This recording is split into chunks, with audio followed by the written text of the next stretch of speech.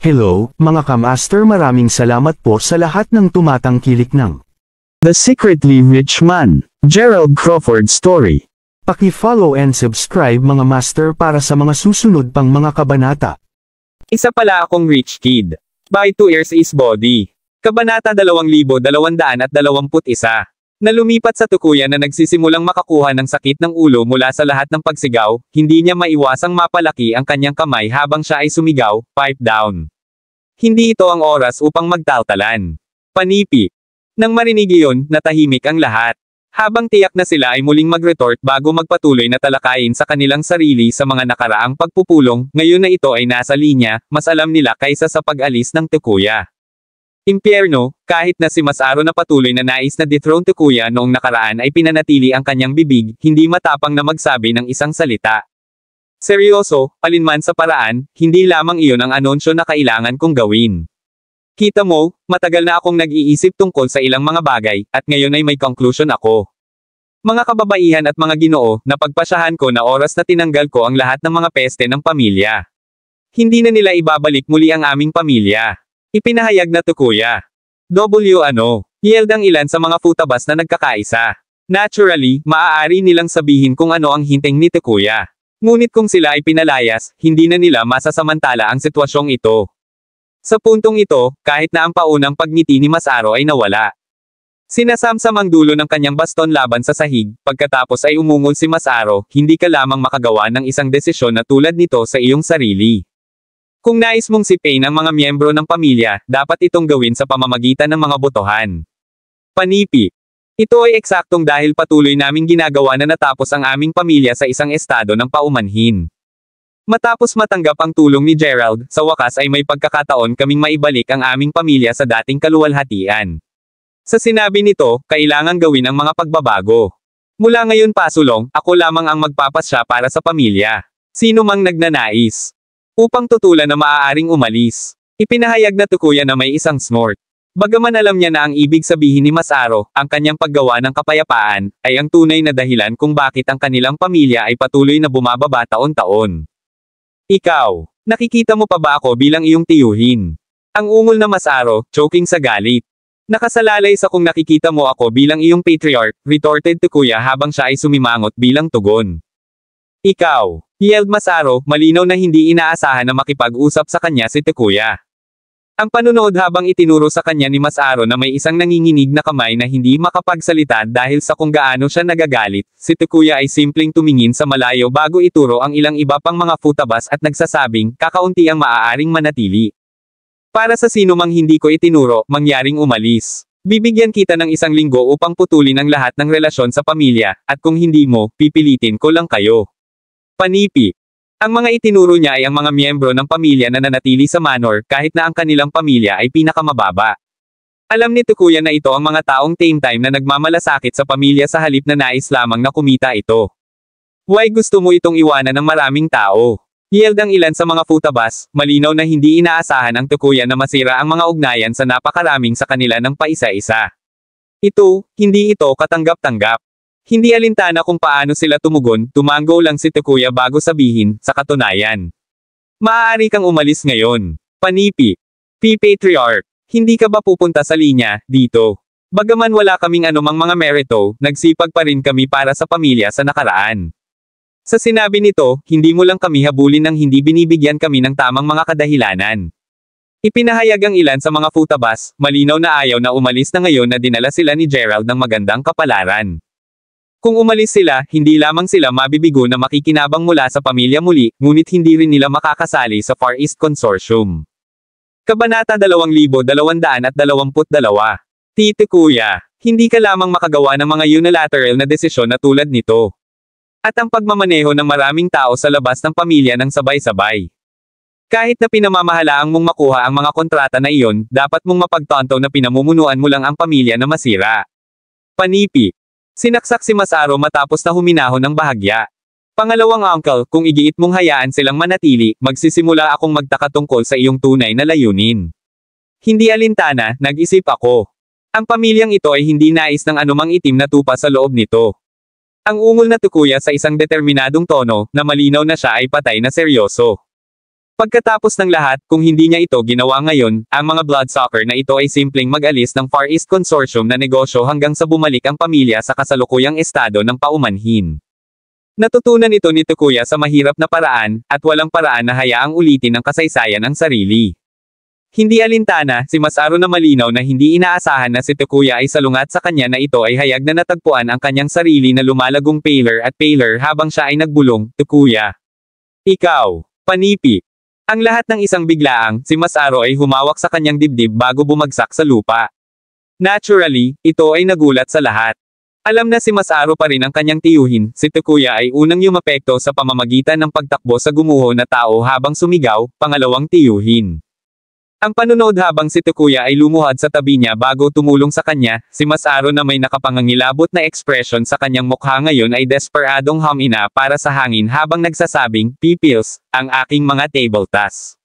Nodding bilang tugon, naghanap si Takuya sa paligid ng Amerikana ng kanyang tiyuhin at sa lalong madaling panahon ay nakahanap ng isang maliit na puting bote. Ang pagdulas ng isang itim na tableta, si Takuya pagkatapos ay sumigaw, tubig. Magmadali, panipi. Nang marinig iyon, ang kanyang sekretarya ay bumagsak upang makakuha ng isang baso ng tubig. Ang pangalawa ay bumalik siya, dinulas niya ang tableta sa buwan ni Masaru bago bigyan siya ng tubig habang tinutulig ang kanyang likuran.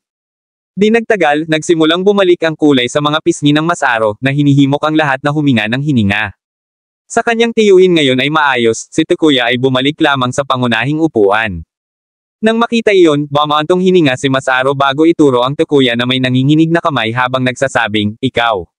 Sinusubukan mo akong eyepiece, hindi ka. Sabihin mo kung ano ang gusto mo, ngunit nag-isip na ako. Alinmang paraan, dalhin siya sa isa sa aming mga silid ng panauhin upang magpahinga. Maliban kung pinahihintulutan ko ito, walang makagambala sa kanya. Iniutos si Takuya habang tinitingnan niya ang kanyang mga crony. Bagaman sinabi ni Takuya, malinaw na bilang araw na siya ay talagang inilalagay lamang ang Masaru sa ilalim ng pag-aresto sa bahay. Ano man ang kaso, ang dalawang crony ay tumango lamang bago hawakan si Masaru at mabilis na umalis sa parlor. Bagaman nakita ng lahat iyon, walang nang ahas na magsabi ng isang salita. Alinmang paraan, kasama si Masaru na wala sa larawan, lumingon si Takuya upang tumingin muli sa kanyang pamilya bago magtanong sa isang walang malasakit na tono, hindi ba sapat ang aking order? Muli, walang nagsabi ng isang salita. Pagkatapos ng lahat, dahil ang Takuya ay patay na itinakda sa paglabas ng mga ito, naisip nila na kung may sinabi pa sila, mag-iiwan lamang sila ng mas masamang impresyon sa Takuya. Lumabas ka sa aking paningin sa loob ng 5 minuto. At siguraduhing putulin ang lahat ng relasyon sa pamilya. Binibigyan kita ng babalang ito dahil kami ay mga kapwa clansmen. Hindi ako magiging mabait sa hinaharap, ungol ni Takuya na hindi na nagkulang ng kumpiyansa dahil sa pakikipagtulungan sa Far East Consortium. Hindi alintana, pagkatapos tumingin sa bawat isa, ang mga miyembro ng pamilya ng ex-Futaba ay dahan-daang umalis sa parlor. Kabanata 2223. Kahit na sa totoo lang ay hindi nila ganap na tinanggal ang ideya na magpatuloy sa pag-alis ng pamilya, walang sinumang nang ahas na mas mapuko si Takuya sa ngayon. Pagkatapos ng lahat sila ay may kamalayan sa kung anong uri siya ng tao, at mayroon silang pakiramdam na ibabalik niya ang kanyang pahayag sa lalong madaling panahon o payagan silang bumalik sa pamilya. Kung iyon ang tunay na kaso, kung gayon ito ay isang oras lamang bago nila makuha ang kanilang mga kamay sa mga benepisyo. Hindi alintana, pagkatapos nilang umalis, si Takuya ay slumped laban sa kanyang upuan bago kumakaway ng bahagyang nanginginig na kamay habang sinasabi, isara ang pintuan. Ang panunood habang tumango si Aiden bago gawin tulad ng iniutos ni Takuya, pagkatapos ay tiningnan ng patriarch ang ilang mga futabas na pinahintulutan niyang manatili kanino niya kilala na time na nagmamalasakit sa pamilya bago magtanong. Sa palagay mo ba ginawa ko ang tamang bagay? Ganap, patriarch. Kung pinayagan mo silang manatili, tiyak na maiiwasan nila ang negosyo tulad ng hindi bukas. Hindi alintana, hindi sila ang dapat mong itoon, patriarch. Ngayon na nasaktan namin ang isang pakikitungo sa Far East Consortium, sa wakas ay maibabalik namin ang aming pamilya sa dating kaluwalhatian. Panipi. Tama iyon. Dapat ay sinipa na sila sa mga nakaraang taon. Alalahanin, kung hindi ito para sa kanila, ang aming pamilya ay hindi makakakuha ng pasensya na ito sa unang lugar. Panipi. Habang sumigaw ang natitirang futabas, malinaw na hindi sila nasisiyahan sa mga bloodsucker sa pinakamahabang panahon. Kahit na ang pagtanggap ng mga kontrata ay isang masayang bagay na marinig, sila ay matapat kahit na mas masaya tungkol sa katotohanan na ang mga leeches ay sa wakas ay sinipa. Nanginginig ang kanyang ulo ng isang banayad ng ngiti, pagkatapos ay bumalik si Takuya sa kanyang malubhang fasad bago ituro sa 2 futabas na nakatayo malapit sa kanya habang idineklara, sige, tumira. Ilalagay ko kayong dalawa na namamahala sa negosyo ng Far East Consortium. Tandaan na bigyang pansin ang lahat ng ginagawa mo sa kanila. Nagawa lamang naming makibahagi sa pakikipagtulungan na ito dahil sa ang tulong ni Gerald, kaya kung i-screw mo ito, huwag mo ring isipin ang pagbabalik sa pamilya. Panipi. Huwag mag-alala, Patriarch. Hindi ka namin papayagan o G. Crawford. Ipinahayag ang dalawa sa magalang na mga tono habang ang mga alternatibong titig sa pagitan ng Gerald at Takuya. Sinabi ni Well, alinmang paraan, maaari kang umalis ngayon. Kung may dumating, siguraduhin kong makipag-ugnay sa iyo. Oo, at ipapadala ko rin sa iyo ang bilang ng isa sa mga sekretaryo ng Far East Consortium mamaya. Makipag-ugnay sa kanya kapag kailangan mong mamaya, sagot ni Takuya habang pinapalakpakan niya ang kanyang mga kamay. Sa totoo lang, hindi niya maitatanggi na ang pagsipa sa napakaraming tao ng sabay-sabay ay nagpapasaya sa kanya. Sa oras na umalis sila, 5 tao lamang ang nanatili sa parlor. Lumingon kay Gerald at ang kanyang anak na babae na si Takuya na ngayon ay pinabayaan ang kanyang bantay ng kaunti ay sinenyasan na sabihin, well nangyari iyon. Hindi alintana, nagtataka ako kung bakit hindi dumating si Sok, pagkatapos ng lahat, palagi siyang unang nagmamadali sa tuwing gaganapin ang mga pagpupulong ng pamilya. Sa pag-iisip nito, medyo kakaiba na wala siya rito ng mas maaga. Panipi. Naaalala ang kanyang dating nakatagpo kay Sok, tumahimik sandali si Gerald bago sabihin, nagtataka ako kung dahil ito sa kanyang koneksyon sa Hanyas. Sinasabi mo iyon, ngunit mayroon ka bang patunay na kasama niya sila? Muttered Takuya, biglang tunog ng bahagyang mapagbantay muli. Hindi sa oras. Gayunpaman, hindi nito binabago ang katotohanan na ang lahat ng nagawa niya at sinabi sa akin ay napakalaking kainahinala, sagot ni Gerald habang umiling-iling siya. Well, nakukuha ko kung saan ka nanggaling. Sa totoo lang, naramdaman ko na ang isang bagay ay kasama rin sa pamilya nitong mga nakaraang taon. Pagkatapos ng lahat, napakaraming mga pagbabago ang naganap ng walang babala. Sa anumang oras, ang pamilya ay natapos lamang na gumuho ng walang halos zero na pagkakataon na mabawi. Ano pa, paano nalaman ng Hanyas na si Fujiko ay nakikilahok sa kompetisyon na iyon ang tinangka nilang patayin siya? Ang isang tao mula sa pamilya ay maaaring maging isang snitch. Muttered Takuya habang sinuri niya ang sitwasyon sa isang nakasimangot. Kabanata 2224. Isipin mo ito, sigurado ako na ang militar ng Hapon ay pinananatili ang aking pagkakakilanlan na lubos na kumpidensyal. Sa pag-iisip nito, bukod sa mga mula sa aming pamilya, walang ibang dapat malaman na nakikilahok ako sa kompetisyon. Muttered Fujiko, nakakakuha ng pantay na mausisa. Nakikita ko, kaya ang mga pagkakataon ng lahat ng impormasyon na nagmumula sa loob ng aming pamilya ay medyo mataas, habang hindi natin matiyak na si Sok, hindi may kakaila na ang kanyang kawalan ngayon ay bahagyang kakaiba, sagot ni Takuya habang hinuhubaran niya ang kanyang balbas. Matapos mag-isip tungkol dito, sinenyasan si Gerald na tanungin. Sa palagay mo ba ay nasa Hanyo Manor siya? Pagkatapos ng lahat, kung nais niyang magkaroon ng kanyang paghihiganti sa akin sa paggawa sa kanya ng pag-crawl sa ilalim ng aking pondiya, ipinapalagay ko na ang kanyang pagpunta ay magiging Hanyas. Gayunpaman, dahil binyantaan ko lang sila ng kaunti, sigurado ako na hindi sila maglakas loob na gumawa ng paglipat sa amin. Sa pag-iisip nito, malamang na manatili siya sa kanila sa sandaling ito. Panipi. Matapat pag-iisip pabalik, si Sok ang pinakamalamang na tao na nagawa ang lahat ng ito. Panipi tuldok. Kapag inilagay mo ito sa ganoong paraan, nagsisimula itong magkaroon ng kahulugan. Kung mayroong isang snitch sa aming pamilya, tunay na si Sok ang pinakamalamang na tao na ipaalam sa Hanyas. Sagot ni Takuya na matapat na kainahinala kay Sok mula sa sandaling nagsimulang bumagsak ang kanilang pamilya. Tiyak na hindi ito makakatulong na sa mga nakaraang taon, ang hinala ni Takuya kay Sok ay lumaki lamang. Nakalulungkot na sapat kahit na ang kanyang gat ay itinuro kay Sok na ang snitch, si Takuya ay hindi pa nakakapagtipo ng anumang matatag na katibayan.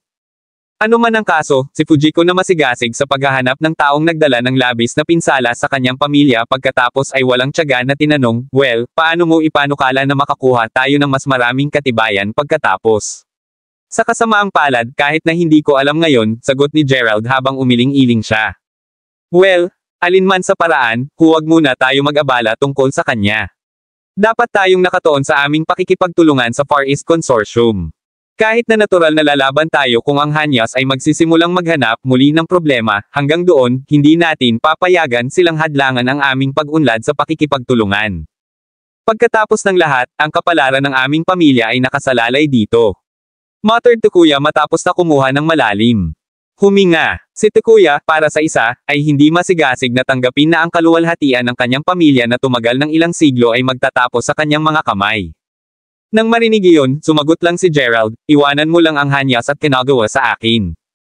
Iyon. Hindi ko talaga alam kung ano ang sasabihin pa, kapatid na si Gerald, hindi mo lamang dinala ang mga kontrata sa negosyo sa aming pamilya, ngunit tinutulungan mo rin kaming makitungo sa aming mga kaaway. Muttered Takuya na may mahabang buntong hininga. Well, dahil nakilala na namin ang isa't isa ng matagal, sa palagay ko ay oras na hiniling ko ang iyong tulong bilang kapalit, sagot ni Gerald habang pinaliit niya ang kanyang mga mata. Ito ay halos isang buwan mula nang siya ay huling dumating sa Japan, at talagang hindi niya nais na maantala pa ito. Habang siya ay makakatulong pa rin upang malutas ang lahat ng mga problema sa Futaba bago siya umalis, mas maaga siyang natutunan ng tungkol sa mga lihim ng pagnanasa ng isla, mas maaga niyang simulan ang pagpaplano kung paano mailigtas ang kanyang kapatid na babae at mga magulang. Sabihin mo lang ang salita at tutulungan kita. Ipinahayag na si Takuya habang mabilis siyang umupo ng diretso. Si Fujiko mismo ay hindi makakatulong ngunit huminga siya. Sa wakas ay oras na para malaman niya kung bakit tinulungan sila ni Gerald. Matapos tumingin sa parehong Aiden at Master Ghost na parehong tumango bilang tugon, pagkatapos ay itinuro ni Gerald sa palawit ni Fujiko bago sabihin, ito ang kailangan ko ng tulong. Kaya, kailangan mo ng tulong sa pakikipag-ugnay sa Fujiko. Kung iyon ang kaso, maaari kong itakda ang kasal sa loob lamang ng ilang araw. Sagot ni Takuya, isang malawak na ngiti ngayon sa kanyang mukha. Naririnig iyon, si Fujiko na matapat na nagustuhan pa rin si Gerald ay hindi makakatulong ngunit pula habang siya ay nagsabi, Ama. Ano ang sinasabi mo? Panipi. Pag-ubo ng awkwardly bilang tugon, si Gerald na hindi nais ang hindi pagkakaunawaan na ito ay lumala ng mabilis, ang ibig kong sabihin ay ang kanyang palawit. Kabanata 2225. Ang pendant. Tanong ni Takuya at Fujiko nang magkakaisa, malinaw na nalilito. Sa katunayan, ang totoo, napunta ako sa Japan na naghahanap ng mga inapo ng tribo ng Sidam.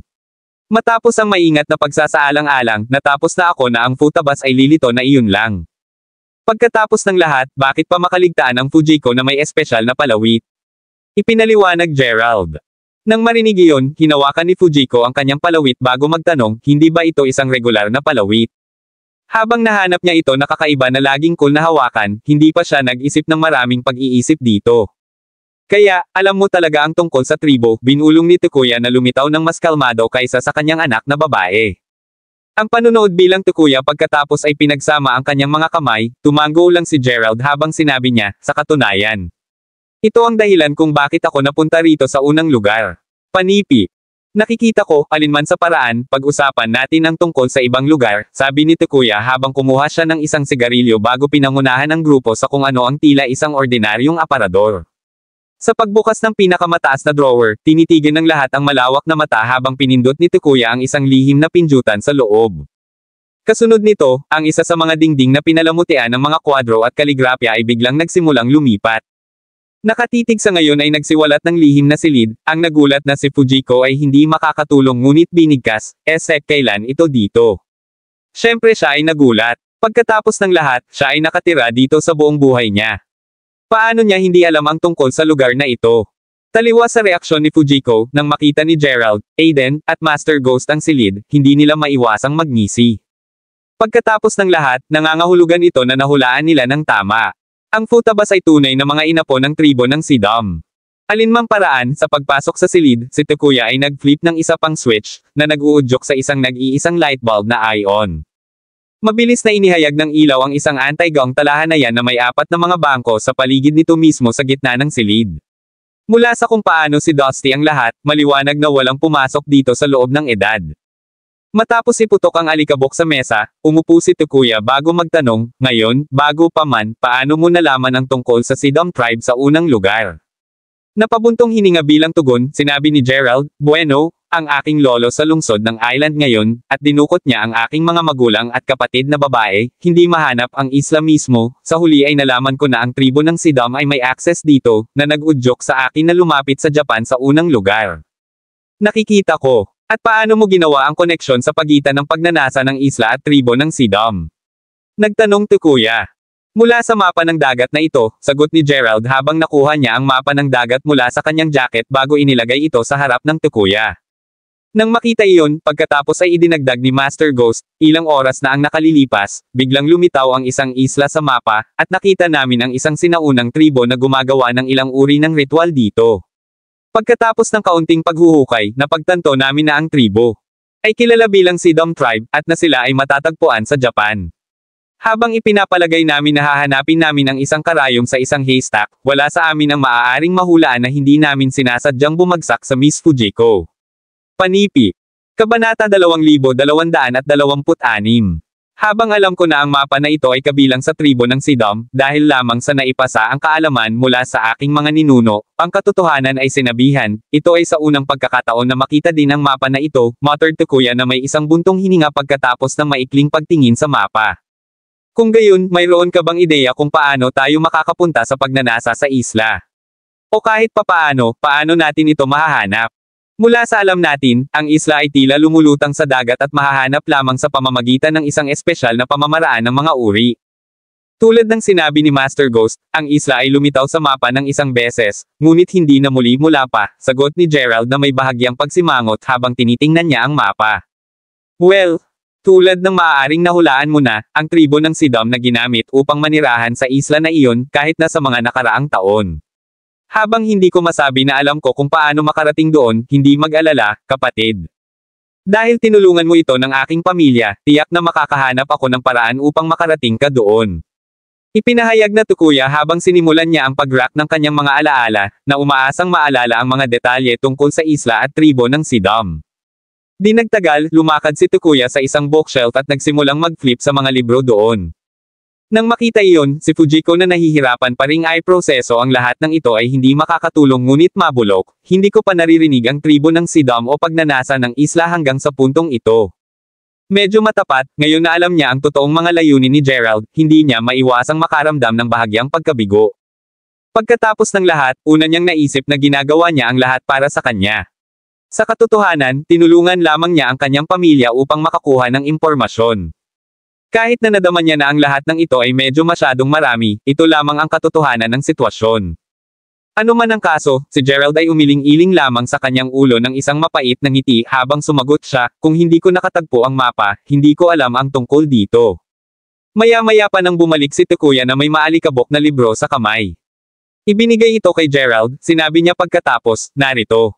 Ang librong ito ay naglalaman ng isang masusing kasaysayan ng aming pamilya, kahit na hindi ako sigurado kung ang kailangan mo ay narito. Panipi.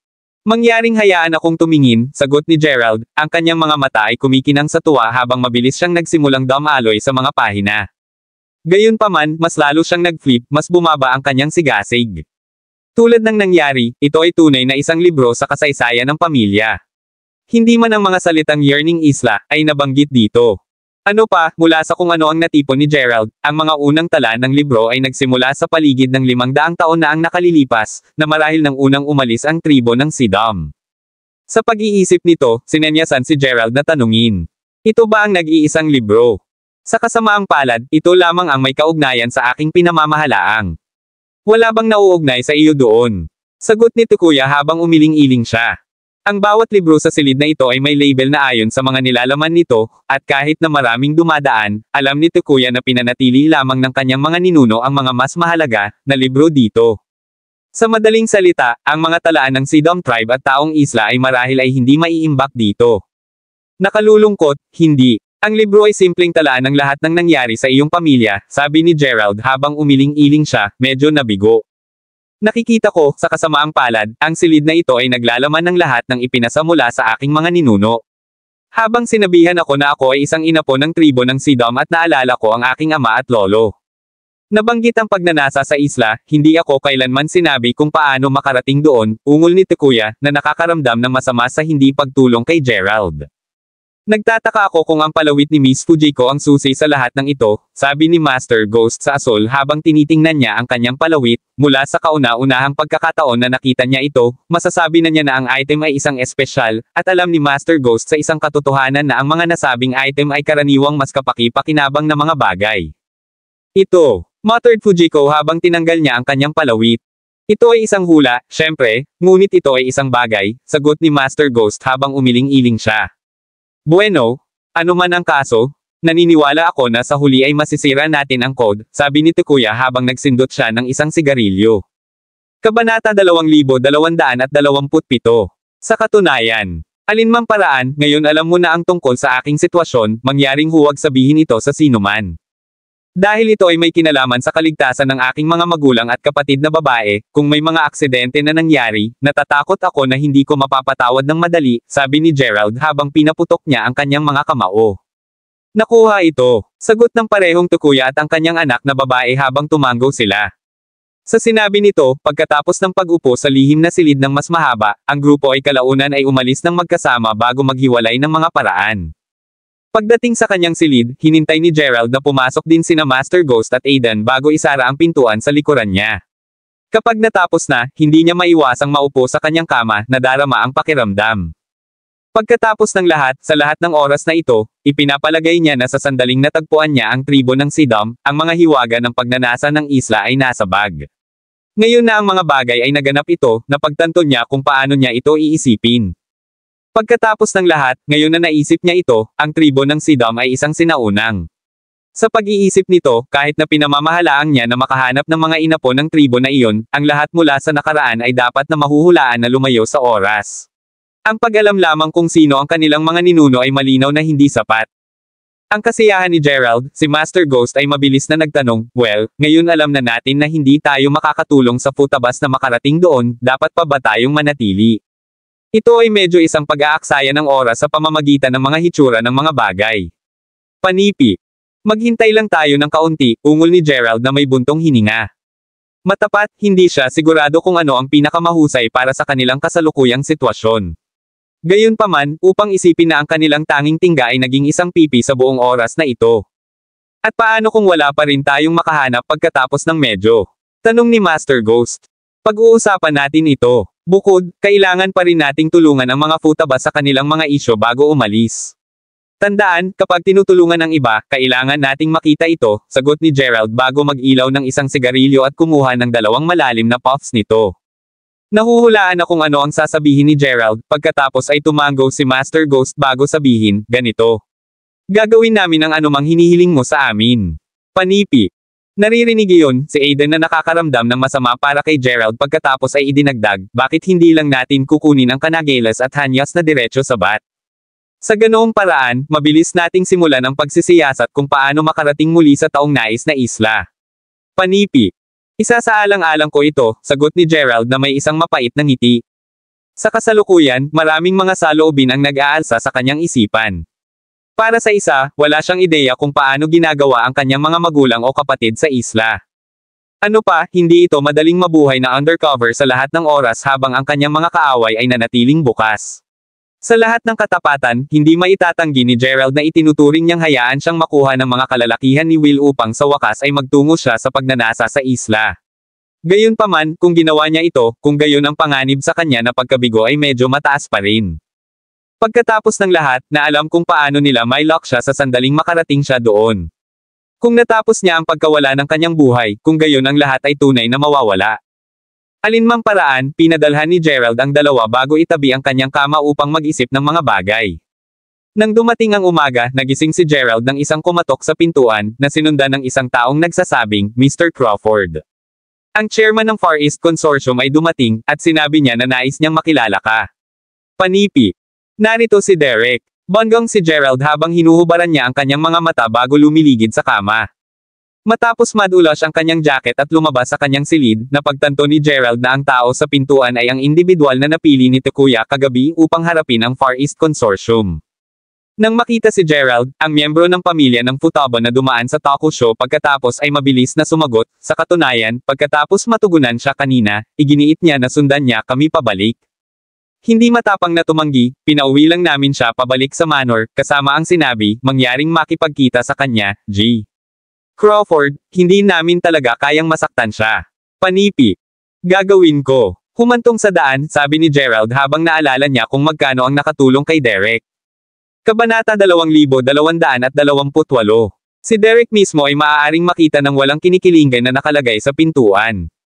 Pagkatapos ng lahat, alam niya kung gaano bigla ang kanyang pagbisita, at matapat siyang nag-aalala na maaaring magalit ito kay Gerald. Kahit na, alam niya na kailangan niyang lumapit. Pagkatapos ng lahat, hindi na niya nakatagpo si Gerald sa mga taon.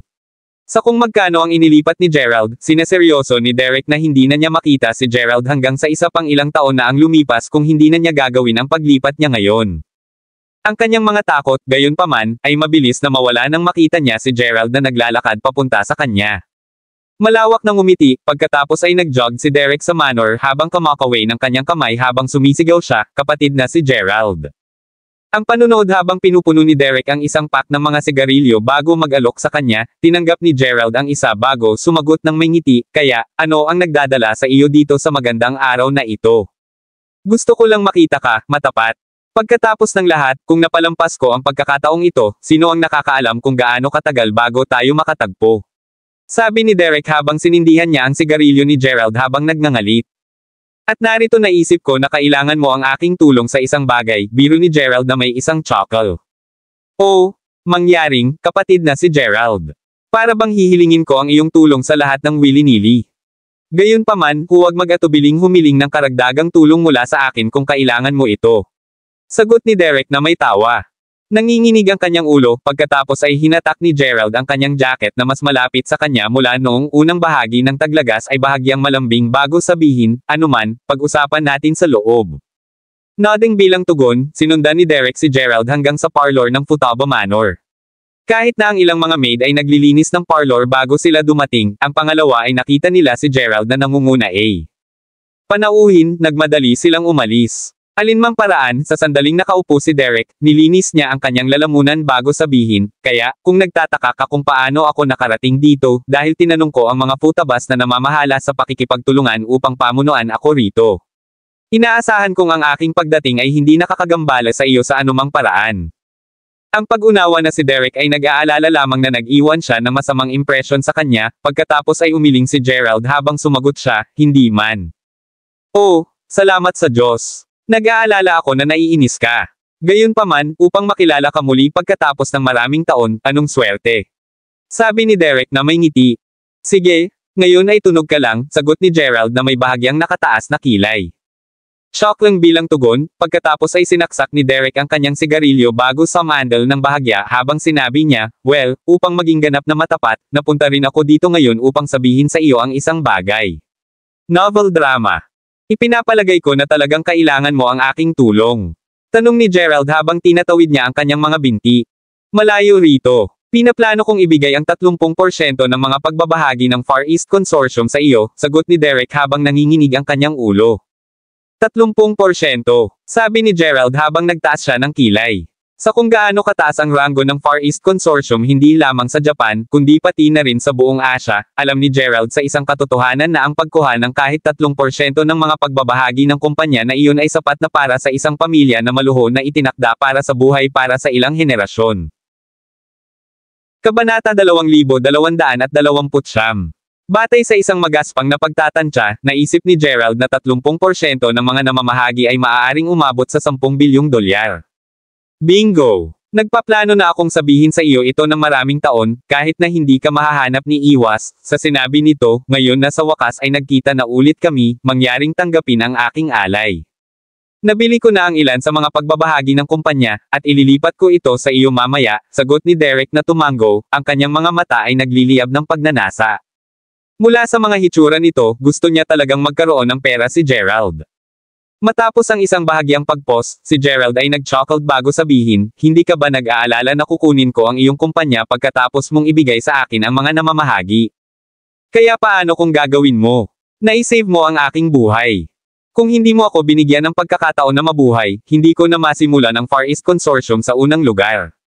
Bukod, hindi ka lang ang uri ng tao na gumawa ng ganoong bagay. Sagot ni Derek. Kahit na ang kanyang pakikipagtagpo sa mga bandido ay naganap mga taon na ang nakalilipas, mayroon pa rin siyang mga bangungot tungkol dito. Ang mga bangungot kung saan hindi kailanman sumagip si Gerald, na nagre-resulta sa kanyang ulo na tinadtad ng isang palakol. Sa pag-iisip nito, sa tuwing nagising siya ay nalubog sa malamig na pawis, ang kanyang pasasalamat kay Gerald ay lumakas lamang at mas malakas. Alinmang paraan, nang marinig iyon, ibinuhos ni Gerald ang kanyang sarili ng isang tasa ng tsaa habang sinasabi, ang pag-save sa iyo ay maliit na bagay lamang para sa akin, kaya hindi ko talaga matatanggap ang iyong mga pagbabahagi. Gayunpaman, kung igiit mo pa rin, handa akong tanggapin ang alok, kahit nakapalit, hindi na tayo makakatagpo muli. Alin ito? Panipi. Iyon, ungol ni Derek, malinaw na hindi inaasahan na sabihin iyon ni Gerald. Ang paglalagay nito, sabihin mo sa akin ng matapat. Ang kasalukuyang pamilya ng Futaba ay may kakayahang matugunan ang mga kinakailangan ng iyong kumpanya para sa pakikipagtulungan. Tanong ni Gerald habang tinangka niyang baguhin ang paksa. Nang marinig iyon, ang ekspresyon ni Derek ay naging medyo seryoso habang sumagot siya, sa kasamaang palad, hindi nila. Gaano kalaki ang agwat? Tanong ni Gerald na inaasahan ang sagot na iyon. Pagkatapos ng lahat, habang ang matandang pamilya ng Futaba ay maaaring ma-pull off ito, ang mga linter na iyon ay medyo nasira ang lahat sa pamamagitan ng pagpapalit ng pagtutulungan ng magkakasamang may kasakiman para sa pera. Si Gerald, para sa isa, ay alam na inalok lamang ni Derek ang mga malalaking kontrata sa Futabas mula nang masigasig na masigla si Derek. Habang papayagan nito ang pamilyang Futaba na mabuhay, matapat na nag-aalala si Gerald na ang desisyon ni Derek ay sa kalaunan ay babalik sa kanya. Sa katunayan, maaari itong makaapekto sa Far East Consortium sa kabuuan, at talagang ayaw ni Gerald na si Derek ay magdusa ng pagkawala dahil lamang sa nais niyang tulungan siya. Paglilinis ng kanyang lalamunan, sinabi ni Derek, well, sasabihin ko ang mga bagay na lantaran pagkatapos. Sige na, mayroon lamang kaming dalawa dito. Sabihin mo kung ano ang nasa isip mo, sagot ni Gerald. Bueno, tulad ng sinabi mo, ang agwat ay medyo malawak, dahil nagtulungan kami ng isang beses sa ilang taon na ang nakaraan, naalala ko na ang pamilya ay may kakayahang. Gayunpaman, pagkatapos ng pag-uusap sa kanila sa mga nakaraang araw, sa kasamaang palad ay natagpuan ko na ang mga kakayahan ng pamilya ay lubos na tumanggi, ungol ni Derek na may buntong hininga. Matapat, kung hindi hiniling sa kanya ni Gerald na tulungan sila, hindi niya bibigyan ng pagkakataon ng Futabas, kahit papaano ay nalaman niya na ang kanilang pamilya ay nasa hindi magandang kalagayan. Upang maging matapat, maaari mo lamang ibigay ang mga ito ng mas simpleng mga kontrata, alam mo. Anumang bagay na sapat na makakatulong sa kanila na mabawi. Kasunod nito, maaari mong bigyan sila ng mas karaniwang mga kontrata, sagot ni Gerald habang hinuhubaran niya ang kanyang hindi na buong goatee. Naisip ko rin iyon, kahit na sa huli, sinabi ko lang sa aking kalihim na paluwagin ang mga kinakailangan.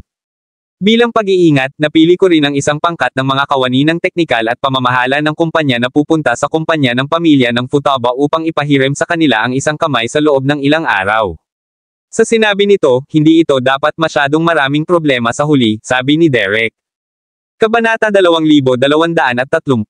Magandang pakinggan, sagot ni Gerald. Sa katunayan, gayunpaman, hindi mo talaga kailangang mag-alala tungkol dito. Alam ko kung ano ang ginagawa ko, kaya hindi dapat magkaroon ng anumang hindi inaasahang mga problema, sabi ni Derek habang tumango siya bilang tugon. Sa huli, siya pa rin ang nagtatag ng isang napakalaking imperyo ng negosyo. Sa sinabi nito, ang pagharap sa isang maliit na isyu na tulad nito ay walang problema sa kanya. Tiyak na marinig iyon, sagot ni Gerald na may ngiti bago sumalpok sa ilang tsaa. Ngumiti sa likod, sinenyasan pagkatapos si Derek na tanungin, kaya, gaano katagal pinaplano mong manatili dito, kapatid na si Gerald? Hindi masyadong sigurado ang aking sarili, matapat. Sa palagay ko mananatili lang ako hanggang malutas ang aking mga problema, sagot ni Gerald habang umiling-iling siya. Kahit na sinabi niya na, alam niya na kung talagang kailangan niyang umalis ng mabilis, kung gayon ang kailangan niya ay isang araw upang ganap na mawala ang kanagelas at hanya sa mukha ng planeta. Iyon ay, syempre, lamang kung talagang kailangan niyang umalis. Pagkatapos ng lahat, ngayon na alam ni Takuya ang kanyang layunin, mayroong isang pagkakataon na ang Patriarch ay biglang makahanap o maalala ang mga bagay tungkol sa pagnanasa sa isla. Bukod, kahit na umalis si Gerald sa Japan, wala na siyang mga nangunguna. Gayunpaman, kung ang Takuya ay hindi makahanap ng anuman sa huli, ang pananatili lamang dito ay magiging isang pangunahing pag-aaksaya din ng oras. Ang mga ito ay medyo maraming mga saloobin sa kanyang ulo pagkatapos umalis sa lihim na silid sa gabi bago. Mga problema. Kapatid na Gerald, sabihin mo sa akin kung ano sila at maaari lang akong makatulong sa iyo. Ipinahayag na si Derek habang siya ay lumapit kay Gerald. Alam kong nais mong tumulong, ngunit hindi ito eksaktong isang bagay na may kakayahang tulungan ka, sagot ni Gerald na may bahagyang mapait na ngiti. Hindi namin malalaman hanggang sasabihin mo sa akin, di ba? Sabi ni Derek, tumangging sumuko. Hindi nais na pag-usapan ang tungkol sa Sidom Tribe at Yearning Island, nagpa siya lamang si Gerald na tanungin, pagkatapos ay sabihin mo sa akin kung magkano ang nalalaman mo tungkol sa Yamashites. Si Gerald, para sa isa, ay sigurado na narinig ni Derek ang mga Yamashites bago matapos na manirahan dito ng matagal pati na rin ang mga alingaw-ngaw na mayroong mga ninjas sa pamilyang iyon. Batay sa alam niya ngayon tungkol sa mga ninjas, nagtaka si Gerald kung gaano talaga alam ni Derek ang tungkol sa kanila. Hindi ko alam ang tungkol sa kanila, nakalulungkot, ang alam ko lang na ang Yamashites ay walang anumang koneksyon sa ibang mga pamilya o konsorsya. Ano pa, may mga alingaw-ngaw na mayroong mga ninjas sa pamilyang iyon, kahit na tumawag sa Bulge Asterisk Tisa na, binulong ni Derek pagkatapos mag-isip ng ilang sandali habang siya ay umiling-iling. Alam ko, di ba? Sagot ni Gerald na may banayad ng ngiti. Bakit? Mayroon ka bang mga salungatan sa pamilyang iyon? Tanong ni Derek. Hindi naman. Nagtataka lang ako tungkol sa kanila, sagot ni Gerald habang umiling-iling siya. Nakikita ko, well, sila ay isang kakaibang pamilya, isa sa mga kakaiba sa Japan, talaga, ungol ni Derek habang iniisip niya ang tungkol sa kanila. Medyo marami. Gayon din, dahil pinag-uusapan na natin ang tungkol sa mga pamilya dito, ano ang nalalaman mo tungkol sa Hanyas at Kinagawa? Tanong ni Gerald. Well, ang Kanagales ay isa sa mga pinakamalaking pamilya sa bansa, at patuloy silang gumawa ng pakikitungo sa negosyo sa Far East Consortium. Tulad ng para sa Hanyas, ang alam ko lang ay sila ay isang assassin pamilya. Hindi ko alam ang iba tungkol sa kanila, sagot ni Derek na may bahagyang pagsimangot. Magkano ang hindi gaanong? Tanong ni Gerald na matapat na nadama na ang Hanyas ay isang mas malaking problema. Pagkatapos ng lahat, kasama ang maraming mga mamamatay tao sa pamilyang iyon, kung hindi niya ito pinangangasiwaan ng sabay-sabay, kung gayon ay sa huli ay magdulot siya ng hindi kinakailangang problema sa kanyang sarili. Ibig kong sabihin, anong mga aspeto ang tinutukoy mo? Sagot ni Derek. Lahat ng alam mo tungkol sa kanila. Paano ito? Kapag bumalik ka, isulat ang lahat ng alam mo tungkol sa dalawang pamilya bago ipadala sa akin ang mga resulta, sabi ni Gerald sa isang seryosong tono. Kabanata 2231. Ano pa? Tumango si Derek at sumagot. Ito lamang sa oras. Kung kailangan ko ang iyong tulong, ipapaalam ko sa iyo ng maaga, sabi ni Gerald. Okay. Babalik ako muna at hayaan ang aking mga kalalakihan na mag-imbestiga sa dalawang pamilya. Ipapaalam ko sa iyo kaagad kapag mayroong anumang balita. Tumayo si Derek at umalis na may mabilis na mga hakbang pagkatapos sabihin iyon. Pinapanood siyang umalis, umiyak si Gerald. Habang ibinuhos niya ang kanyang sarili ng isa pang tasa ng mainit na tsaa, sinimulan niyang isipin kung paano mapupuksa ang mga pamilyang Kanagawa at Hanyu. Bagaman banta niya ng personal ang dalawang pamilya, alam ni Gerald na ang mga pamilya na may mataas na katayuan tulad nila ay hindi matakot sa mga banta. Magpapatahimik lamang sila ng ilang araw o ilang dosenang araw. Makalipas ang ilang oras, ipagpapatuloy nila ang kanilang paglipat sa kanya. Naranasan ni Gerald ang hindi mabilang na beses. Bakit ka nakaupo dito? Tulad ng pag-iisip ni Gerald, itinulak ni Takuya ang bukas na pinto. Nakakakita ng isang tao na nakaupo sa gitna ng silid, nagulat siya. Dumating dito si Derek ng Far East Consortium, at nakipag-usap ako sa kanya ng ilang sandali ngayon. Tumayo si Gerald at tumango sa kanya bilang pagbati. Naiwan na ba siya? Mabilis na tumingin si Takuya sa labas. Dapat ay iniwan niya ang manor ngayon, sabi ni Gerald na may pag-urong. Kung gayon, iwanan natin siya. Isinara ni Takuya ang pintuan ng parlor at naglakad papunta sa bookshelf. Pagkatapos nito, pinindot niya ang switch at inihayag ang lihim na silid. Matapos akong bumalik kagabi at naisip ko ito, napagtanto ko na hindi ko napansin ang isang bagay. Matapos matiyak na nakalock ang pinto, nagsalita si Takuya habang naglalakad siya sa silid. Ano ito, naririnig ito, sumunod kaagad si Gerald.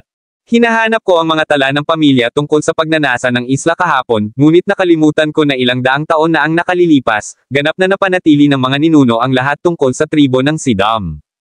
Ang kasalukuyang Futaba clan ay talagang itinuturing na isang bagong angkan. Panipi. Nagsalita si Takuya habang siya ay dumaloy sa mga sinaunang libro na pinupukaw ang kanyang ulo. Halos wala siyang pagtulog kagabi. Patuloy siyang nag-iisip tungkol sa kung paano niya matutulungan si Gerald, at pinapanatili niya ito hanggang sa madaling araw.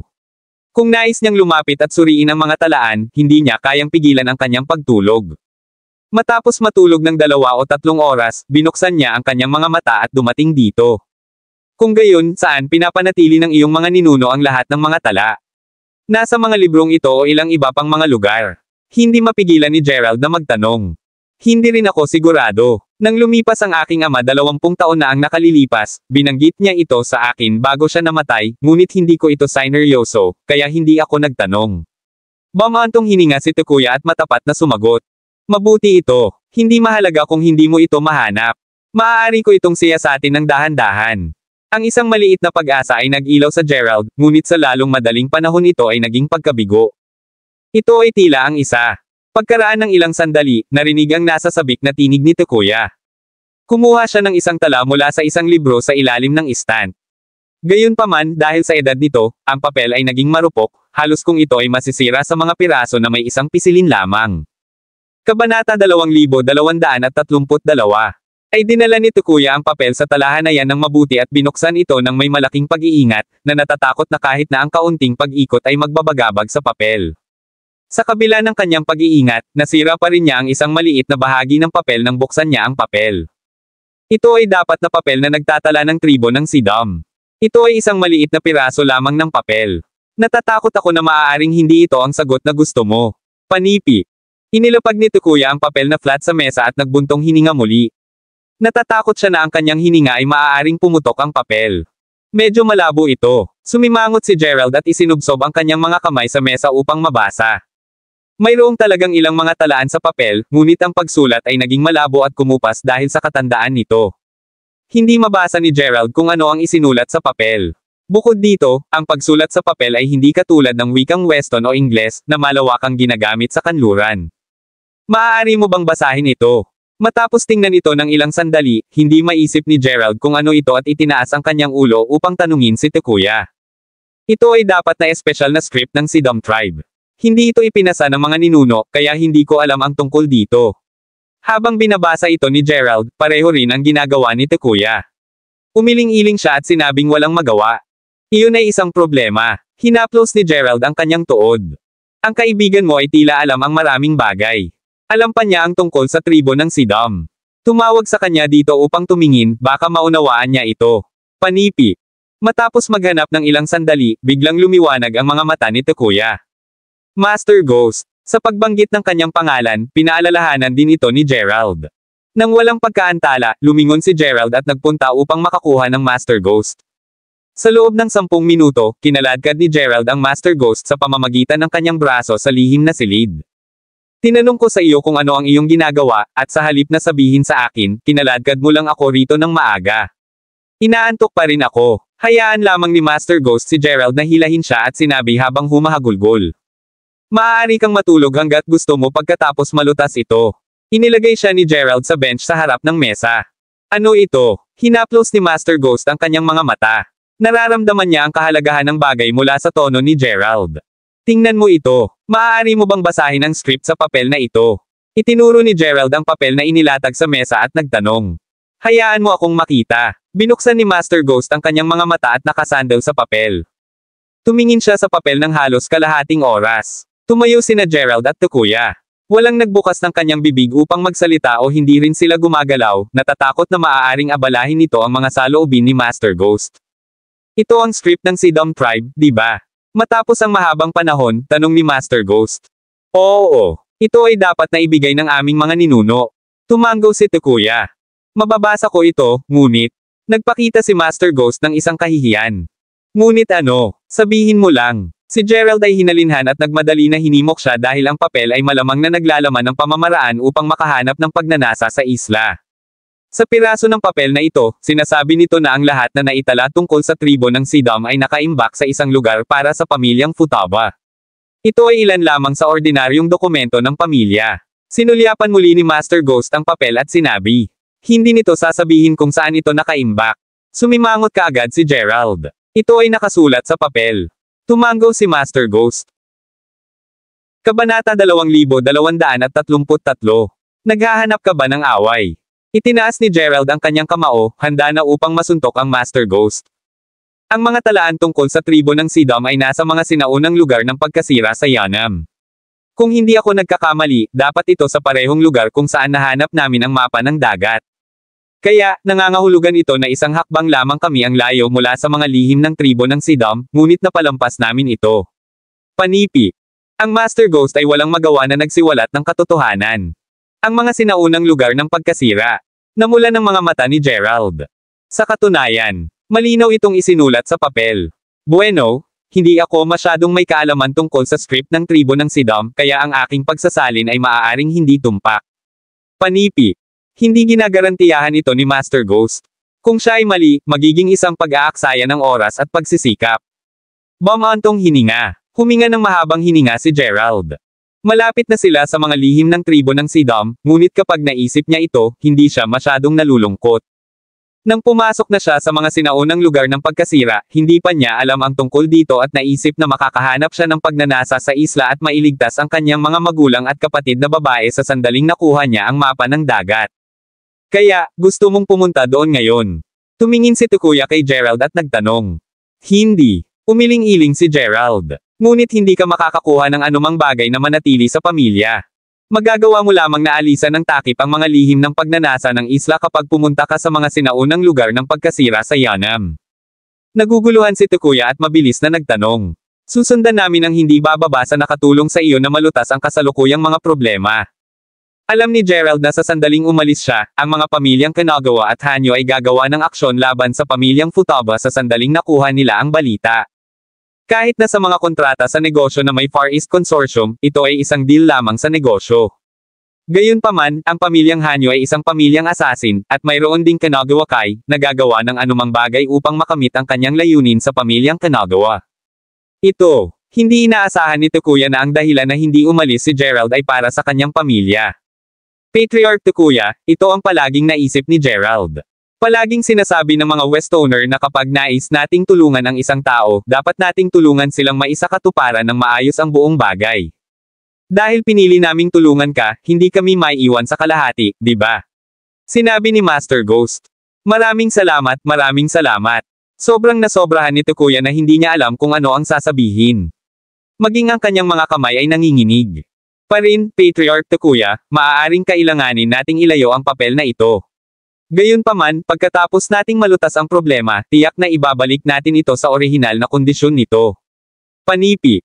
Matapos sabihin iyon, ipinikit ni Gerald ang kanyang mga mata. Sa pamamagitan ng mga pagbabago sa kapangyarihan ng Herculean Primordial Spirit sa kanyang katawan, ang buong lihim na silid ay naging mainit at tuyo. Pagkaraan ng ilang sandali, pinindot ni Gerald ang kanyang kamay sa papel, pinakawalan ang kanyang mahahalagang chi mula sa kanyang pawn upang balutin ang papel. Matapos gawin ito, pinakawalan ni Gerald ang isang hininga at ilagay ang papel sa kanyang bulsa ng maingat. Sa proteksyon ng kapangyarihan ng espiritu ng primordial ng Herculean, hindi sa banggitin ang pang-araw-araw na natitiklop at paglalahad, walang anumang problema kahit na ang papel ay itinapon sa apoy sa loob ng 3 araw at gabi. Walang problema, hindi gaanong magagamit sa pamilya. Kung kailangan mo ito, maaari mo lamang itong kunin. Natutuwa akong matulungan ka. Hindi alam ni Tukuya kung ano ang nagawa ni Gerald, ngunit gayon pa man, sinabi niya ito. Kung gayon, pakikitungo muna sa dalawang pamilya. Pagkatapos nito, babalik tayo sa mga sinaunang pagkasira sa Yanam. Matapos mailayo ang papel, mahinahon na nagsalita si Gerald. Tama. May isang bagay na hindi ako sigurado kung dapat kong tanungin ka, sabi ni Tukuya sa isang mababang tinig. Tanungin mo lang. Tumawa si Gerald. Dahil malapit na niyang malaman ang mga lihim ng pagnanasa ng isla, mas magaan ang pakiramdam ng kanyang puso. Tungkol kay Fujiko, sa palagay mo dapat mong sabihin sa kanya. Bagaman kumikilos ka lang sa harap ng mga tagalabas, bilang kanyang ama, alam kong gusto ka ng aking batang babae. Kung hindi mo sasabihin sa kanya, sa palagay ko ay malulungkot siya sa loob ng mahabang panahon, ang sinabi ni Tukuya. Kabanata 2234.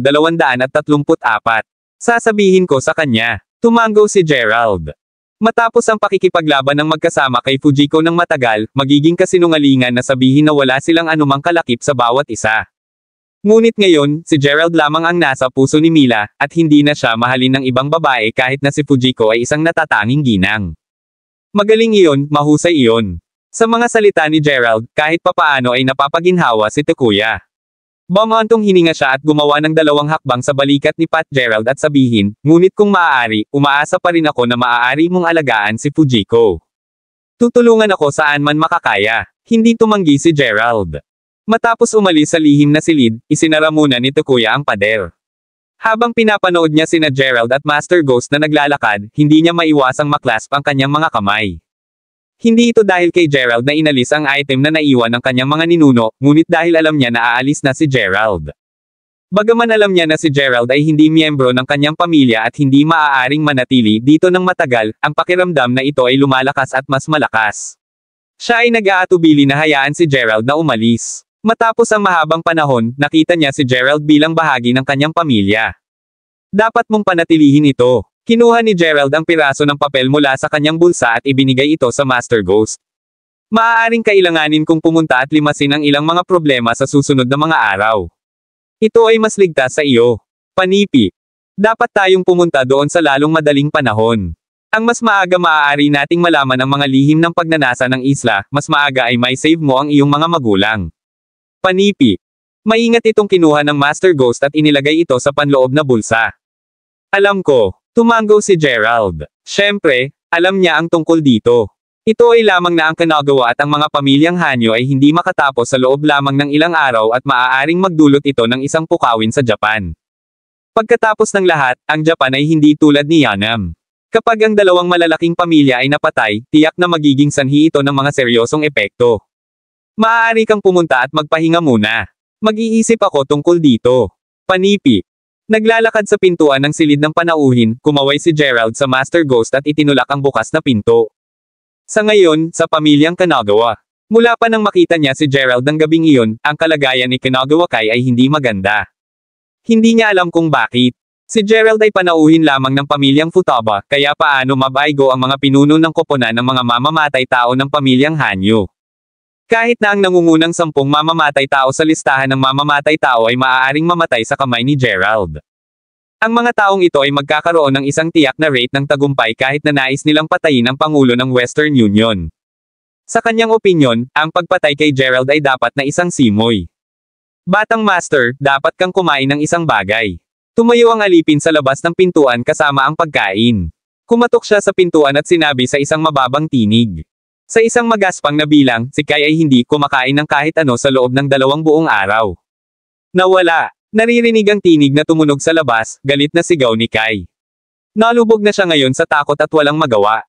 Hindi sa banggitin ang pagkain, kahit na ang pag-inom ng tubig ay nagparamdam sa kanya ng pagduduwal. Ang alipin ay hindi naglakas loob na magsalita, kaya maaari lamang siyang maghintay sa labas ng pagkain. Patuloy na naninigarilyo si Kai sa kanyang upuan. Ang ashtray sa harap niya ay puno na ng mga butts ng sigarilyo, at kahit na marami sa sahig.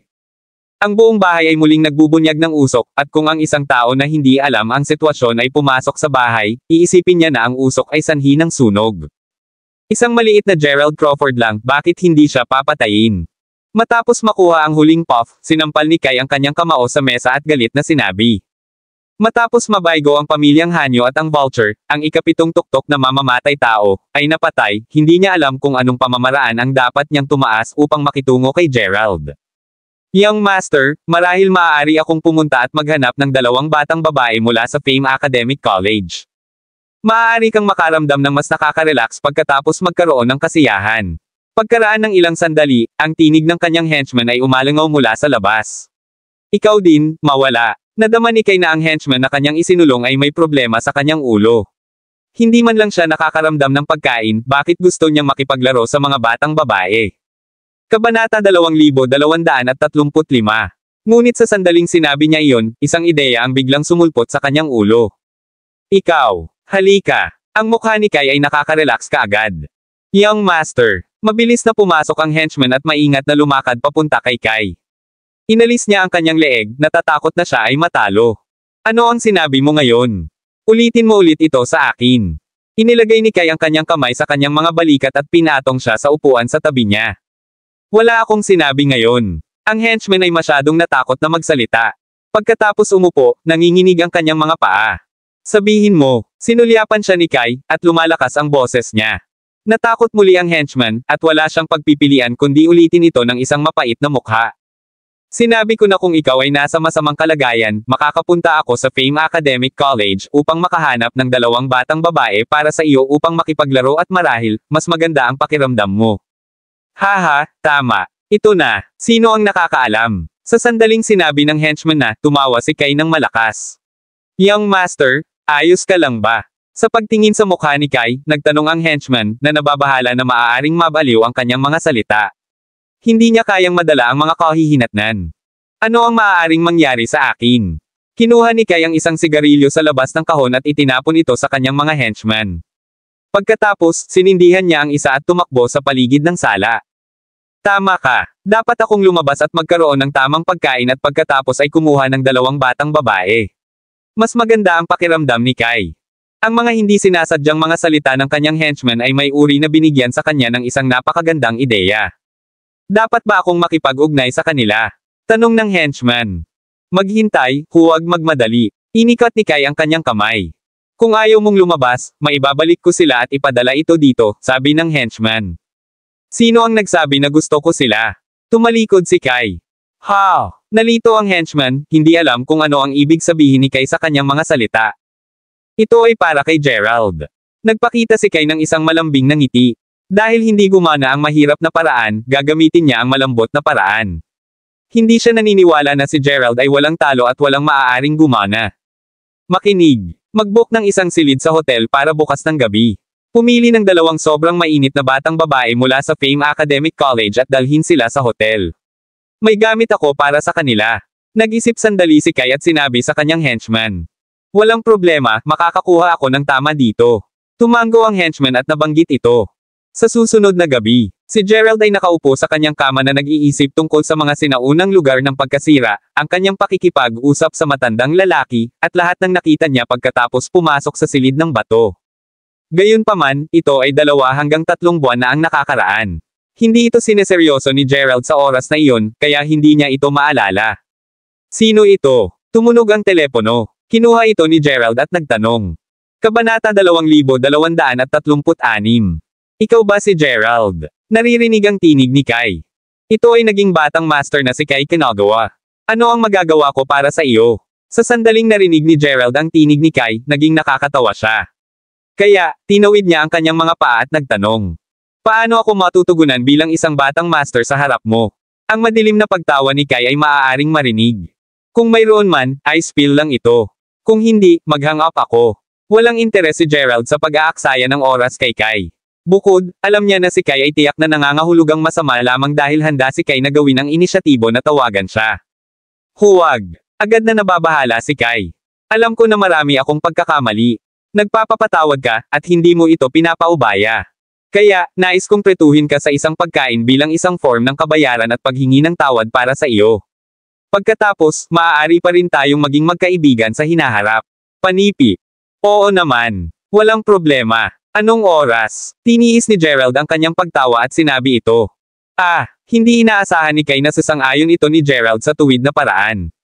Sa makatuwid, siya ay sinakta ng hindi nagsasalita at hindi alam kung ano ang dapat niyang sabihin. Maaari bang magbiro ka lang?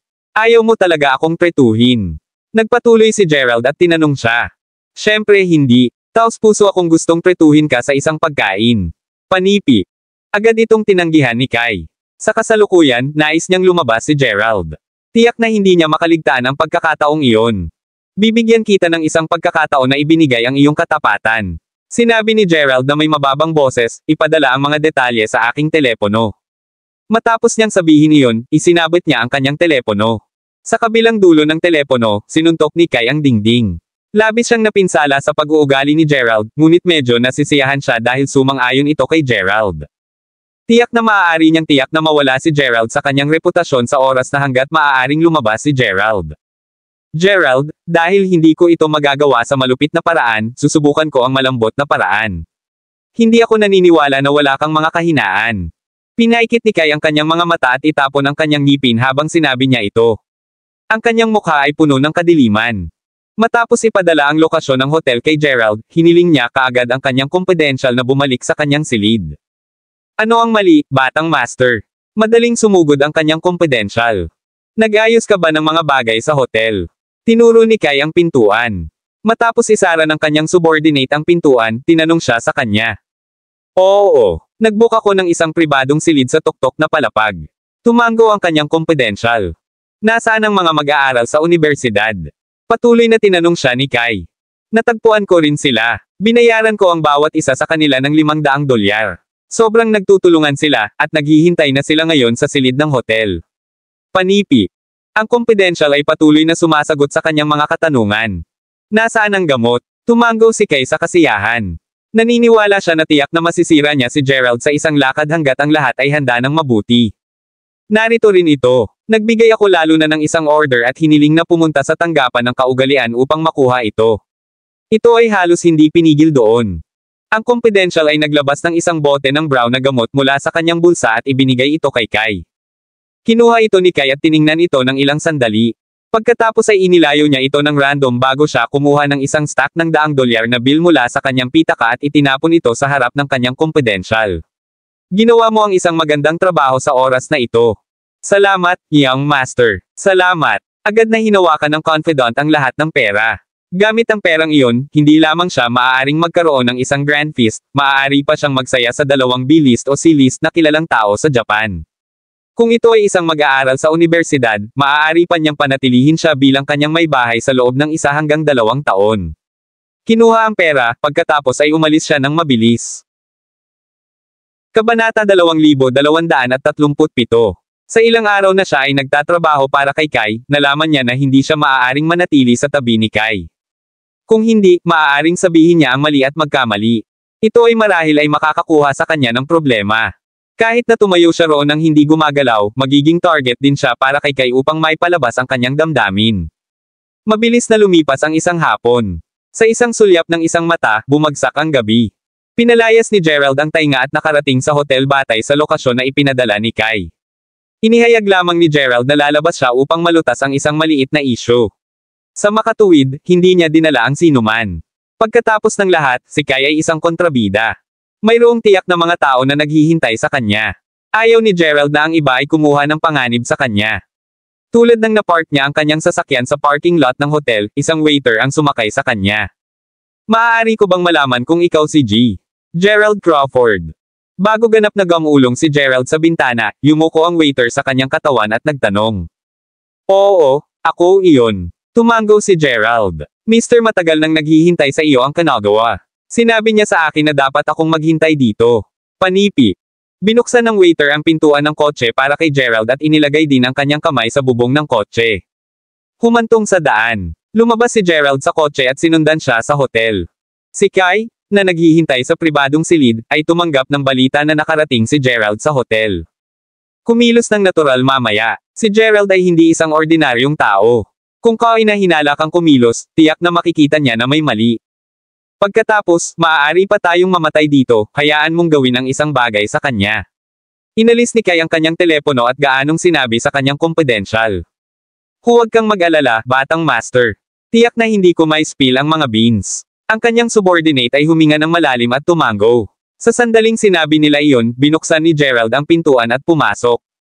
Sa pag-iisip ng nangyari noong gabing iyon, hindi sinasadyang tumayo si Kai, nanginginig ang kanyang mga kamay ng bahagya. Gayunpaman, huminga siya ng malalim at pinilit ang kanyang sarili na manatiling kalmado. Young master, ito ay isang medyo mahusay na okasyon. Tumingin si Gerald sa pribadong silid bago siya tumingin kay Kai at gaanong sinabi.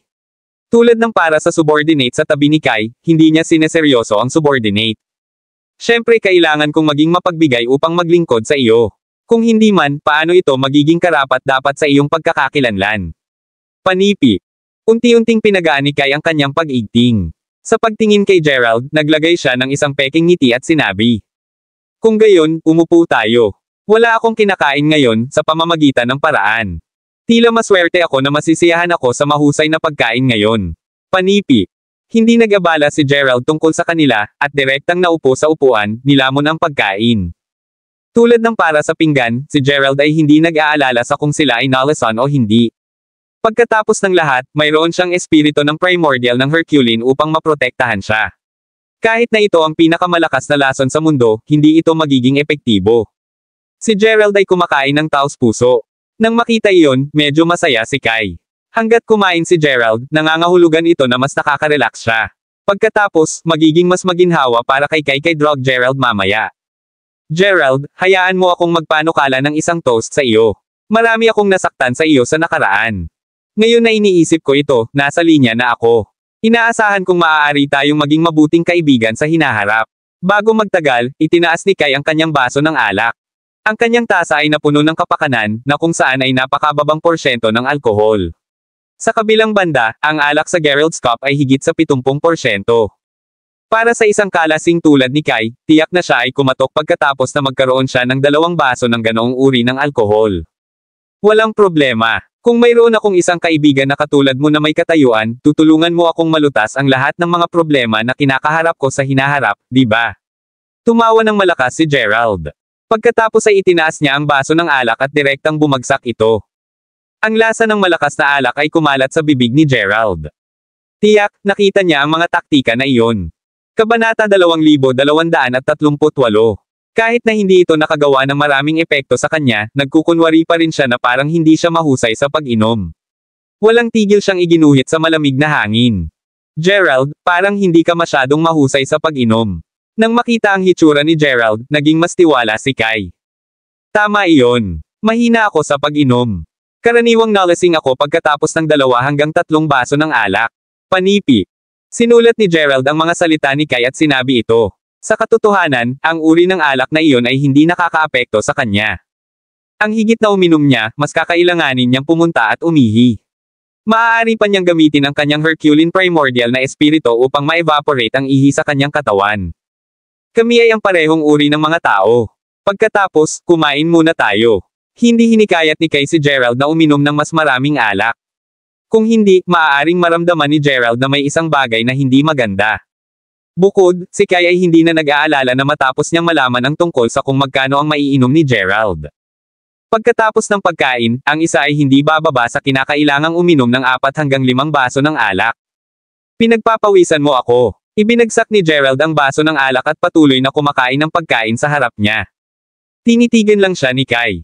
Pagkaraan ng ilang sandali, hindi niya maiwasang magtanong, sa pamamagitan ng paraan, Gerald, anong uri ng relasyon ang mayroon ka sa pamilyang Futaba?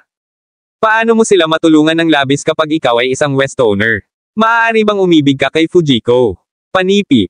Nagkataon lang ito. Inalis ni Gerald ang kanyang kamay at patuloy na kumakain. Ang pakikinig sa mga salita ni Gerald na walang kahulugan, alam ni Kai na gumawa siya ng isang walang kabuluhang pagtatangka. Sa makatuwid, tumigil siya sa pakikipag-usap. Lumipas ang oras, at napanood ni Kai habang walang katapusang kumain si Gerald. Pagkatapos ay nagpatuloy siyang gumawa ng Gerald uminom ng ilang baso ng alak. Hindi rin nabigo ni Gerald si Kai. Matapos ibagsak ang 2 baso ng alak na sunod-sunod, ginamit ni Gerald ang mahahalagang chi sa kanyang katawan upang maging mas mabilis ang hitsura ng kanyang mukha. Nagpanggap din siyang lasing sa kanyang mga aksyon. Young Master, bakit kailangan mong harapin ang pamilyang Futaba? Hindi ba pinapanatili ng iyong pamilya ang kapayapaan sa kanila sa daan-daang taon? O may isang tao ba mula sa pamilyang Futaba na nagpadala ng balita sa iyo ng lihim? Kung hindi, paano mo nalaman kung nasaan si Miss Futaba? Panipi. Hinawakan ni Gerald ang kanyang baba gamit ang isang kamay, at kahit na ang mga salitang sinabi niya ay bahagyang hindi nakakagulat. Mukhang lasing talaga siya. Paano posible na ang isang tao ay maaaring magpadala ng balita sa amin ng lihim? Ngunit may kinalaman ito sa aking pamilya, kaya hindi ko masabi sa iyo ang tungkol dito. Natigilan si Kai sa ilang sandali, ngunit wala siyang ipinahayag. Mabuti kung hindi mo sasabihin sa akin ang tungkol dito. Naiintindihan ko. Waving ang kanyang kamay, sagot ni Gerald. Magpatuloy tayo sa pagkain. Ito ang tinatrato ko ngayon. Kumain at uminom ng kahit anong gusto mo. Kung hindi ito sapat, hihilingin ko ang waiter na maglingkod sa iyo ng higit pa. Tumango si Kai. Naramdaman niya na si Gerald ay labis na lasing. Matapos magkaroon ng isa pang 2 bibig ng bigas, itinapon ni Gerald ang kutsara at nagpanggap na lasing. Pagkatapos ay direktang humiga siya sa mesa. Hindi nagtagal, maririnig ng isa ang kanyang mga snores. Gerald. Nang makita ang eksenang iyon, bahagyang walang magawa si Kai. Sa hindi inaasahan, hindi pa siya nag-drug na si Gerald bago ang huli ay umusbong sa mesa. Gayunpaman, sa saligan ng pag-alam ng mga paraan ni Gerald, hindi nawala ng pagbabantay si Kai. Tumawag siya kay Gerald ng ilang beses bago siya lumakad papunta sa kanya ng marahan at tumawag muli sa kanya. Matapos makita ni Kai na si Gerald ay walang tugon at paggalaw, inunat niya ang kanyang kamay kay Pat Gerald's balik maikling. Masama talaga siya sa pag-inom. Sa una, naisip ko na ito ay magiging napakahirap, ngunit hindi ko inaasahan na makayanan ko siya ng napakagandang kadalian. Panipi. Nang makita na si Gerald ay talagang lasing, si Kai ay nakangiti. Wala siyang mga scruple sa kanyang mga salita ngayon. Masama si Gerald sa pag-inom. Alam ni Kay na pagkatapos ng 4 hanggang 5 baso ng alak, na mayroong porsyento ng alkohol na 70%, hindi magigising si Gerald kahit na gumuho ang bubong, hayaan mong mabawi ang kanyang kamalayan. Hindi bababasa, matutulog siya na maayos ng higit sa 10 oras. Kabanata 2239. Si Kay ay nakakuha ng ganoong uri ng karanasan mula sa kanyang pagkagumon sa alkohol noong nakaraan. Ano ang dapat nating gawin ngayon? Ang kanyang confidential ay lumakad sa kanya at nagtanong. Ano pa ang magagawa natin? Hilingin sa waiter na lumapit at dalhin si Gerald sa silid sa ibaba. Handa na ba ang kamera? Panipi. Gustong-gusto ni Kay na patayin si Gerald ng diretso sa instant na iyon. Alam niya na tiyak na magagawa niya ito kung talagang gusto niya. Ngunit hindi siya nang ahas na gawin ito. Bagaman ang kanyang pamilya ay nagmamay-ari ng isang malakas na katayuan sa Japan, ang pamilyang Futaba ay hindi rin madaling laro. Kung ang pamilyang Futaba ay nakakuha ng isang bagay laban sa kanya, masisira ang buong buhay niya. Di nagtagal ay dumating ang waiter, at dinala niya si Gerald sa pribadong silid. Ang dalawang babaeng mag-aaral sa universidad ay matagal nang naghihintay doon, at ang mga kamera ay na-set up sa silid, naghihintay na may padala doon si Gerald at mahulog sa bitag ni Kay. Maging banayad, huwag mo siyang gisingin. Nang makita na ang waiter ay walang pag-iingat, agad siyang sinaway ni Kay. Kung nahulog si Gerald sa sahig o hindi sinasadyang kumatok siya ng waiter laban sa pintuan, baka magising agad siya. Maingat na dinala ng waiter si Gerald sa kama. Matapos siyang makatanggap ng ilang mga tip mula kay Kay, nagmadali siyang umalis. Ito ang pera para sa iyo. Kinuha ni Kay ang isang stack ng $100 na bill mula sa kanyang bag at itinapon ito sa kama. Tandaan, kailangan mong ibigay ang lahat ng kailangan mong paglingkuran ng aking kaibigan. Hanggat komportable siya, walang iba kundi maliit na pera. Panipi. Salamat, Ginoo. Nang makita ng dalawang mag-aaral sa universidad kung gaano mapagbigay si Kay, lumiwanag ang kanilang mga mata. Mas mapagbigay siya kaysa sa iba pang mga bosses. Matapos umalis si Kay, hindi siya pumunta at suriin ang sistema ng pagsubaybay. Gayunpaman, naghanda siyang bumalik sa silid at magpahinga. Bagaman wala siyang 70 degree na malakas na alak, sinamahan niya si Gerald at uminom ng maraming alak. Bukod, ang kanyang katawan ay matagal nang nasira ngayon, at hindi niya makukuha iyon. Pumunta at bantayan ito kung may mangyari, tawagan mo ako. Naiintindihan mo ba? Bago pumasok si Kay sa kanyang silid, lalo siyang nagbigay ng isang order sa kanyang confidential. Sa ibabaw, sumang-ayon ang kanyang confidential. Gayunpaman, matapos isara ni Kay ang pintuan, agad siyang lumakad papunta sa elevator. Ginamit niya ang pera na ibinigay sa kanya ni Kay sa araw na iyon at gumawa ng appointment sa isang celebrity ng C-list. Tiyak na hindi niya may aaksaya ang isang mahusay na pagkakataon upang pumunta at tumayo sa harap ng isang computer. Nakahiga pa rin si Gerald sa kama sa silid. Hindi pa rin niya alam kung ano ang nais gawin ni Kay hanggang sa sandaling iyon. Gayunpaman, matapos maikalat ang kanyang mga pandama sa paligid ng Herculean primordial na espiritu, malinaw niyang mapansin na ang ilang mga kamera ay nagpapatakbo sa silid. Itinutok ni Gerald ang kanyang pansin, at ang isang hindi nakikita na mahahalagang chi ay kumalat sa kanyang katawan, na ginagawa ang lahat ng sistema ng pagsubaybay at mga nakatagong kamera na hindi gumana ng normal. Lasing siya. Sa oras na iyon, tinatalakay pa rin ng dalawang mag-aaral sa universidad kung paano maglingkod kay Gerald. Nang makita nila siyang natutulog ng maayos habang nakahiga sa kama sa sandaling dinala siya sa silid, sila ay hindi nagtagal sa isang maliit na problema. Kung gayon, ano ang dapat nating gawin? Binigyan kami ni G. Kinagawa ng maraming pera. LF nakaupo lang tayo rito at wala kaming ginagawa, natatakot ako na makuha niya ang lahat ng pera. Panipi. Ang iba pang batang babae ay nakatap sa likod ni Gerald na nakikita na hindi pa rin siya gising, bahagyang walang magawa. Sino ka? Ginamit ni Gerald ang kanyang mahahalagang chi at naramdaman na umalis si Kay at ang iba pa. Sa makatuwid, hindi na siya nagpanggap. Tumalikod siya at tinanong ng basta-basta. Gising ka na. Pagdinig ng tinig ni Gerald, nagpahayag sila ng ngiti. Kabanata 2240. Ang dalawa sa kanila ay nakaupo malapit sa Gerald. Pagkaraan, sinimulan nilang tanggalin ang kanilang mga damit. Maghintay. Ano ang ginagawa mo? Malalim na sumimangot si Gerald. Gayunpaman, naintindihan niya ito sa lalong madaling panahon matapos niyang makita ang kanilang mga aksyon. Lumitaw na nais ni Kay na lasing siya. Nag-set up si Kay ng isang grand fist upang mag-scheme laban kay Gerald at nais na mag-shoot ng isang hindi masamang video ni Gerald gamit ang mga surveillance camera. Siyempre nais naming maglingkod sa iyo. Malinaw na sinabi sa amin ni G. Kinagawa. Ikaw ang kanyang prestihiyosong panauhin, kaya sinabi niya sa amin na dapat kaming maglingkod ng maayos. Kung hindi, hindi kami makakakuha ng anumang pera. Ang isa sa mga mag-aaral sa universidad ay sumagot. Habang nag-uusap siya, tinanggal niya ang kanyang Amerikana. Huwag mo muna alisin ang iyong damit. Pinindot ni Gerald ang kanyang kamay bago niya ito pinakawalan kaagad. Kung tinanggal mo ang iyong mga damit ngayon, hindi ka makakakuha ng pera. Pagdinig ng banta ni Gerald, huminto sila. Sino ka? Umupo si Gerald sa kanila. Kami ay mga mag-aaral mula sa Fame Academic College. Huwag kang mag-alala, Ginoo. Malinis ang aming mga katawan. Palagi kaming pumunta upang magkaroon ng isang check-up sa katawan tuwing kalahating buwan. Tiyak na hahayaan ka naming mahawahan ng anumang mga sakit. Naisip din ng babae na si Gerald ay may ilang alalahanin. Sa makatuwid, nagbigay siya ng paliwanag.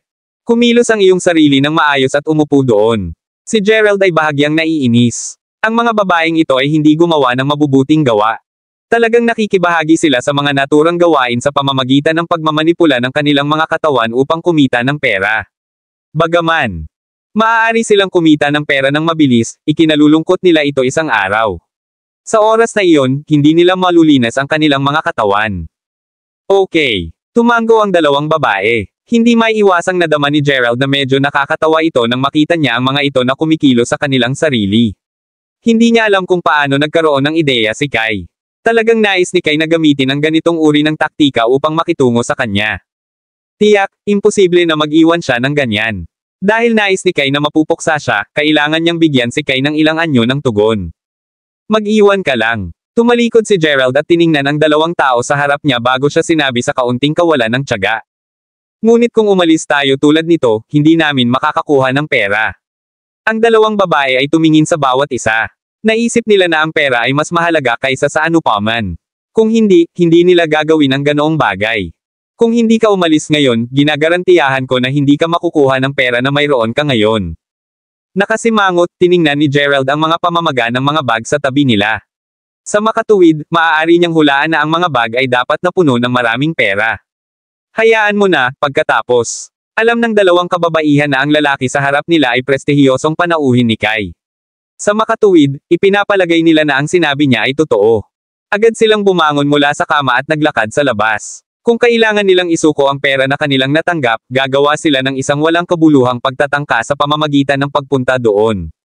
Sa panunood ng mga ito ay umalis, umiling-iling si Gerald at nagbubuntong hininga.